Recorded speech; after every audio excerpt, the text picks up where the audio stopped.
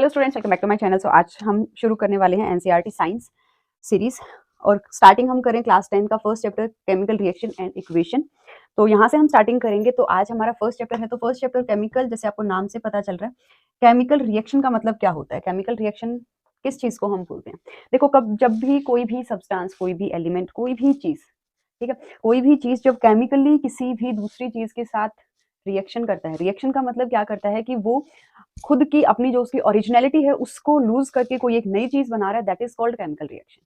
Got it.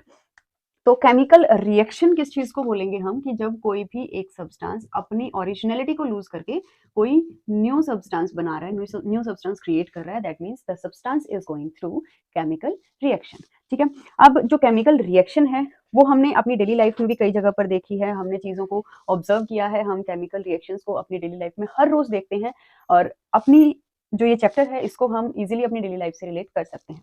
तो सबसे पहली चीज जो केमिकल रिएक्शन होगी तो उसमें क्या क्या चेंजेस हमारे आएंगे, सबसे पहले हमें उनका पता होना चाहिए। तो सबसे पहला चेंज जो आएगा वो आएगा change in state. Change in state. State अब कितने तरीके की होती हैं, सॉलिड, लिक्विड या फिर गैस। कि मतलब कोई भी सब्सटेंस जब केमिकली रिएक्ट कर रहा है तो उसके अंदर एक चीज क्या हो सकती है कि उसकी स्टेट चेंज हो जाएगी। मतलब जैसे अगर वो लिक्विड है तो वो सॉलिड बन जाएगा, अगर वो सॉलिड है तो वो लिक्विड बन जाएगा, अगर वो गैसियस फॉर्म में है तो वो सॉलिड हो सकता है, या फिर अगर वो लिक्विड फॉर्म में है तो वो गैस बन जाएगा। ठीक है। सेकेंड हमारी प्रॉपर्टी क्या होती है, चेंज इन कलर।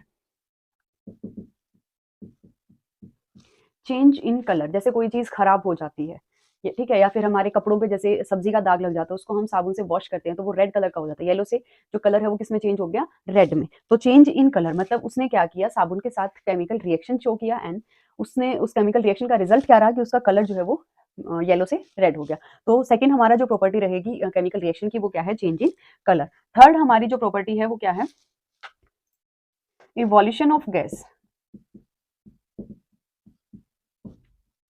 देखो, कभी तुमने नोट किया हो कोई चीज, जब खाने की चीज स्पेशली जब वो खराब हो जाती है तो उसमें से बहुत गंदी स्मेल आती है ना। तो वो गंदी स्मेल आने का मतलब क्या है कि वो जो हमारा खाना था उसने क्या किया, केमिकली रिएक्ट किया एंड केमिकली रिएक्ट करने के बाद उसमें से क्या हो रहा है, गैस बाहर निकल रही है। वो गैस जो वो हमें गंदी स्मेल आती है, इसका मतलब क्या है कि वो गैस उसमें से बाहर निकल रही है। ठीक है।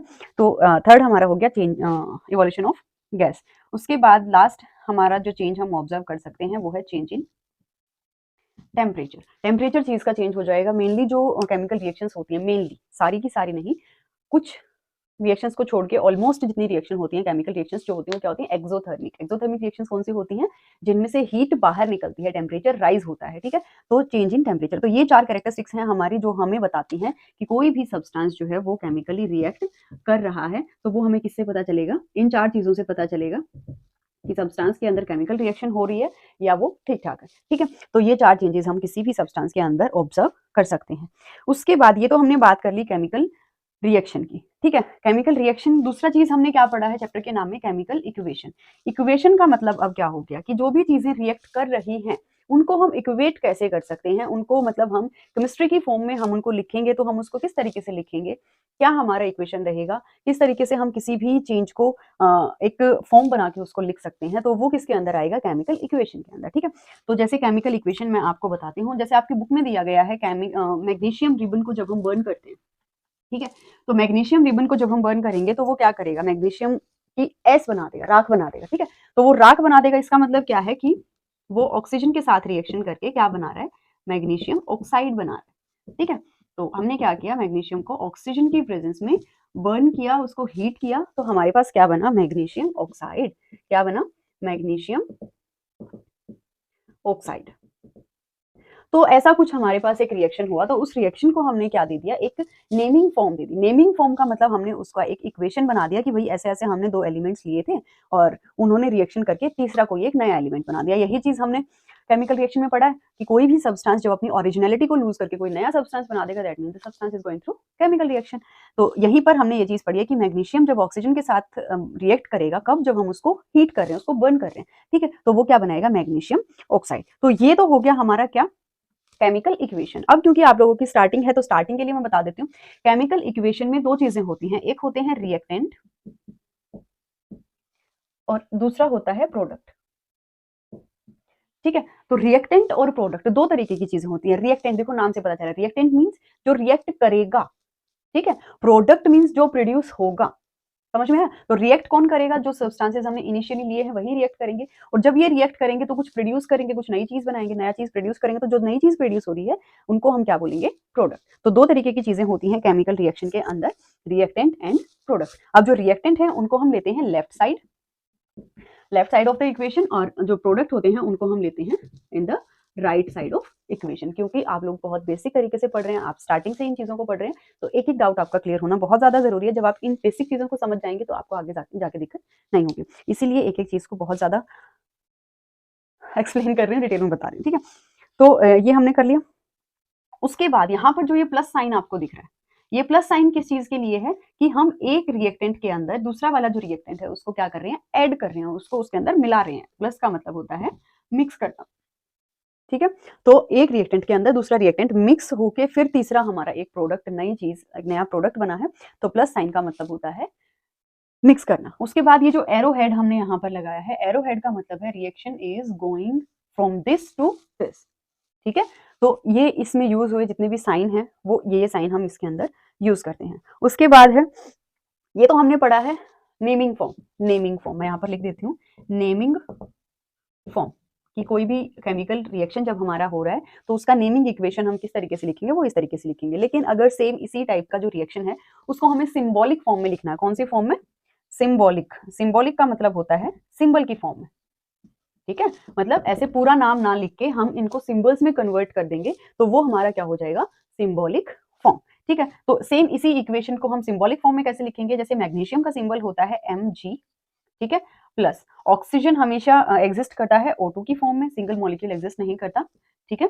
और इससे हमारा बन क्या रहा है, मैग्नीशियम ऑक्साइड MgO।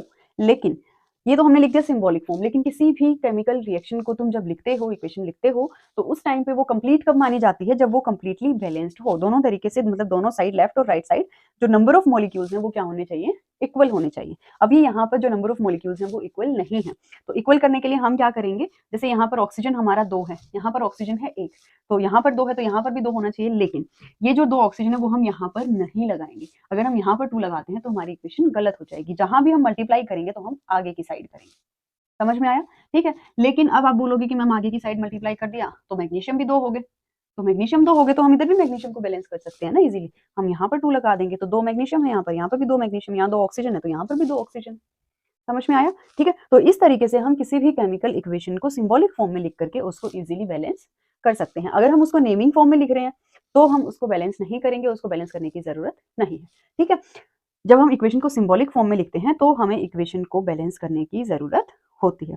अब इस तरीके की जो इक्वेशंस होती हैं उनको हम स्केलेटल इक्वेशंस भी बोलते हैं। इतना आप लोगों को क्लियर हो गया होगा आई थिंक। अगर कोई डाउट आ रहा है बीच बीच में तो साथ के साथ वीडियो देखते देखते आप उसको कमेंट सेक्शन में कमेंट कर दीजिए, आपका डाउट मैं नेक्स्ट वीडियो में ले लूंगी।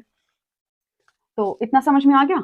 उसके बाद है बैलेंस्ड केमिकल इक्वेशन। अब हम इक्वेशंस को बैलेंस करना सीखेंगे। जैसे मैंने तुम्हें ये एक इक्वेशन बैलेंस करके दिखाई, ऐसे ही हमें बहुत सारी इक्वेशंस को बैलेंस करना है, लेकिन उसके लिए कुछ रूल्स होते हैं बैलेंस करने के, है ना। तो वो रूल्स हम पढ़ेंगे।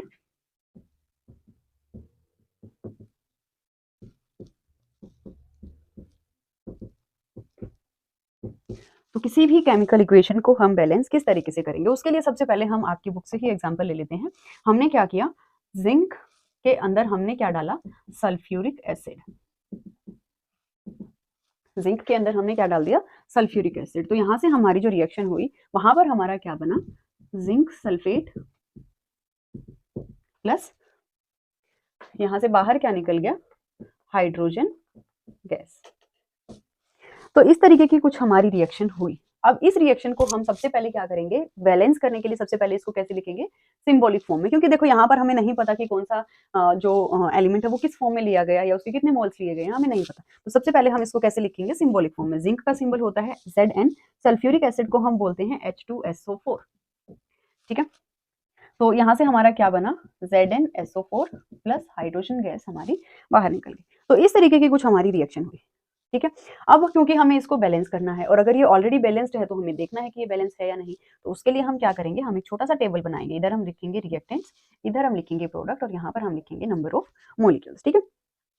तो सबसे पहले रिएक्टेंट में हमने लिया क्या-क्या, क्योंकि जो चीज़ें रिएक्टेंट में होंगी वही चीज़ें प्रोडक्ट में होंगी, सल्फर है, ऑक्सीजन है, हाइड्रोजन है और ज़िंक है, ठीक है? तो अब रिएक्टेंट में इनका कितना वॉल्यूम प्रेज़ेंट है, मतलब कितने मोल्स प्रेज़ेंट है और प्रोडक्ट में कितने मोल्स प्रेज़ेंट है, वो चेक आउट कर लेते हैं। तो ज़िंक रिएक्टेंट में कितना है? 1, प्रोडक्ट में भी कितना है? 1, हाइड्रोजन यहाँ कितने हैं? 2, उधर भी कितने हैं? 2, बैलेंस्ड है इतनी तो। सल्फर यहाँ पर 1 है, यहाँ पर भी 1 है, तो ये भी बैलेंस है। ऑक्सीजन यहाँ 4 है, वहाँ पर भी कितनी है? 4 है। तो ये रिएक्शन हमारी ऑलरेडी क्या है? बैलेंस्ड है।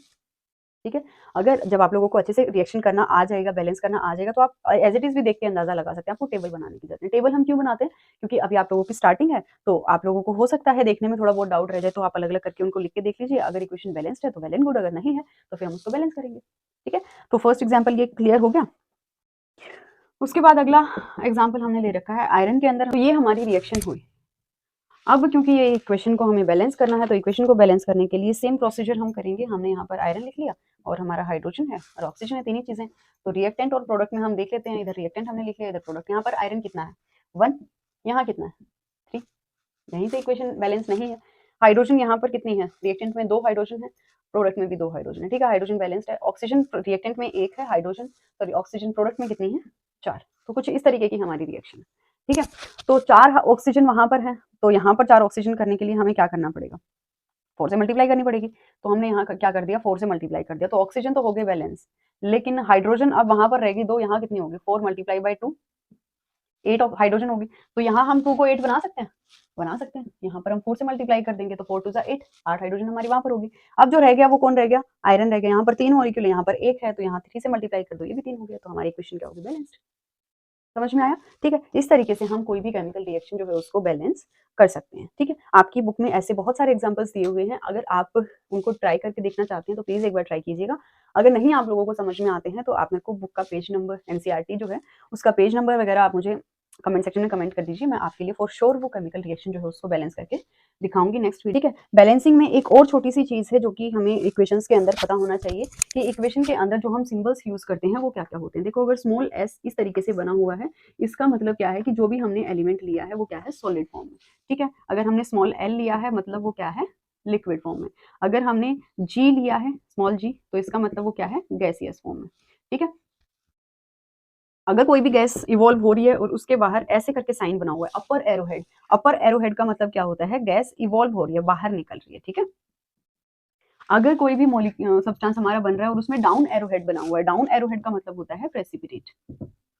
डाउन एरोहेड मींस प्रेसिपिटेट, कि जो भी एलिमेंट हमारा वहां पर बना उसके छोटे छोटे क्रिस्टल्स या वो प्रेसिपिटेट हो गया। ठीक है, किसी भी तरीके से मतलब उसका जम जाना, उसका एक जगह इकट्ठा हो जाना, दैट इज कॉल्ड प्रेसिपिटेट। ठीक है, तो अपर हेड और डाउन हेड एरोहेड, ठीक है, इनका ये मतलब होता है। उसके बाद एक छोटा सा सिंबल होता है ए क्यू।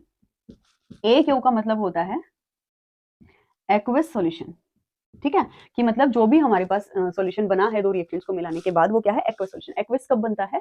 पानी के अंदर। ठीक है, किसी भी चीज को हम पानी के अंदर मिक्स करते हैं तो वो क्या बनाता है? Aqueous solution. तो कुछ इस तरीके के सिंबल्स आपको दिखाई देंगे आपकी केमिकल इक्वेशंस के अंदर, तो उनको देख के आपको समझ जाना है कि हाँ, यहाँ पर किस चीज की बात हो रही है या ये जो सिंबल है वो किस चीज के लिए यूज किया गया है। फिर भी अगर आप लोगों को समझ में नहीं आता है तो आप लोग कमेंट सेक्शन में कमेंट कीजिए। फॉर श्योर आप लोगों के लिए अलग से वीडियो आएगी, अलग से आप लोगों को समझाया जाएगा। एंड आई होप जितना आज हमने किया वो आप लोगों को अच्छे से समझ में आ गया होगा। कोई डाउट है तो आप कमेंट सेक्शन में कमेंट करके बताइए। एंड कल हम कंटिन्यू करेंगे टाइप ऑफ केमिकल रिएक्शंस, कितने तरीके की केमिकल रिएक्शन होती है वो हम कल के वीडियो में पढ़ेंगे। तो आज के लिए इतना ही। वीडियो अगर अच्छा लगा तो वीडियो को लाइक कर दीजिएगा, शेयर कर दीजिएगा स्टूडेंट्स के साथ, क्योंकि अभी 2 महीने बाद आप लोगों की एग्जाम है, तो आप लोगों की अच्छी तैयारी हो जाएगी। जिन जिन बच्चों को पढ़ने में, पढ़ाई में इंटरेस्ट है, जिनको अपनी मार्किंग जो है वो सुधारनी है, तो उन लोगों के साथ शेयर कर दीजिएगा। एंड ऐसे ही मेरे साथ बने रहिए। और भी बहुत सारे अच्छे अच्छे टॉपिक्स पर आप लोगों के लिए वीडियो आने वाली है। कंप्लीट आपका सिलेबस होगा 2 ढाई महीने में, साइंस का बिल्कुल कंप्लीट सिलेबस हो जाएगा। सारे के सारे चैप्टर्स क्लियर होंगे, सारे के सारे डाउट्स क्लियर होंगे। एंड अगर आप लोग अच्छे से कमेंट करके अच्छा रिस्पॉन्स देते हैं तो आप लोगों के लिए टेस्ट सीरीज भी मैं लेकर के आऊंगी। आपको आपके बोर्ड एग्जाम से रिलेटेड क्वेश्चंस भी आपको दिए जाएंगे, बहुत सारी चीजें होंगी। बस आप लोग सपोर्ट करते रहिए एंड अच्छे से पढ़ाई करते रहिए। Thank you so much.